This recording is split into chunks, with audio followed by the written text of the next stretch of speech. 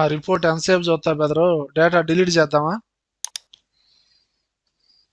రే రే file save చేసావా? చేయలా బేకరా నీ వెనకమాలక.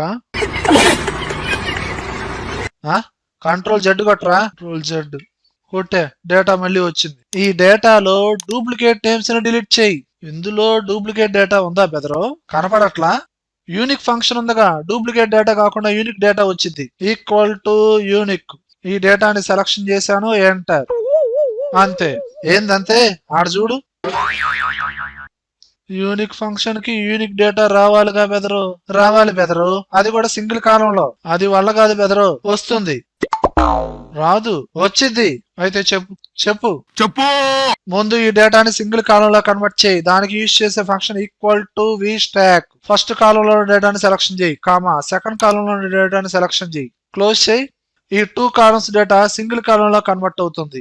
కానీ నీకు యూనిక్ డేటా రావాలి కాబట్టి వి స్టాక్ లోనే యూనిక్ ఫంక్షన్ తీసుకో, equal to unique. Unique function ని క్లోజ్ చేయి, ఎంటర్ కొట్టు. ఓకేనా? ఎందుకురా నవ్వుతున్నావు? ఈ వి స్టాక్ ఫంక్షన్ అన్ని వర్షన్స్ లో ఉండదు బెదరు, అడ్వాన్స్డ్ ఫంక్షన్ అది. అప్పుడు ఇంకోటి ఉంది. ఏంటది?